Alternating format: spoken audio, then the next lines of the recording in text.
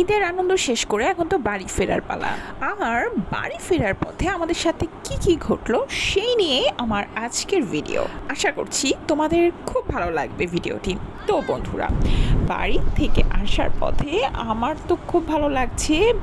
এরকম বাতাসে জানালা খুলে গান শুনতে শুনতে আমরা পৌঁছে গেলাম পদ্মা সেতুতে।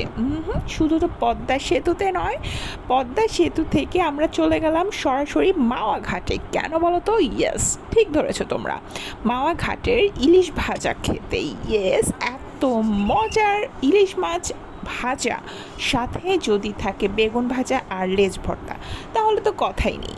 এখানে অনেকগুলো রেস্টুরেন্ট ছিল, যেমন ভিড় ছিল মানুষের উপচে পড়া ভিড়, মানে সেই লেভেলের ভিড়।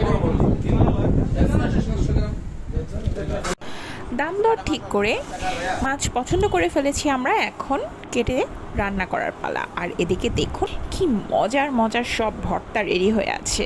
আমার তো এখনই জিভে পানি চলে আসছে। কিন্তু শুধু ভর্তা দেখলেই তো হবে না, ইলিশ ভাজাও দেখতে হবে। এখন চলে যাই কিভাবে ওরা বেগুন ভাজে আর ইলিশ মাছ ভাজে। এটা দেখতেও কিন্তু ভালো লাগে, আর এর জন্যই দাঁড়িয়ে দাঁড়িয়ে দেখছিলাম, ভালোই লাগছিল। কিছুটা শিখছিলাম যে বাসায় যাই এভাবেই রান্না করব। কিন্তু কি বলুন তো, যতই শিখে যাই না কেন, ওদেরটা ওদের মতোই মজা হয়, আর বাসায় যখন রান্না করি তখন আমার নিজের হাতেরটা আবার আলাদা। আমার সাথে আশা করছি আপনারাও একমত হবেন, কি বলেন?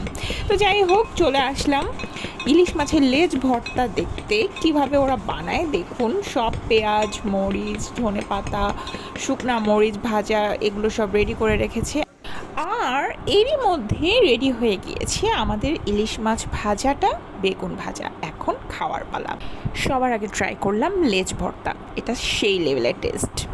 তারপর তো খাওয়া দাওয়া শেষ করে আবারও বাড়ি ফেরা।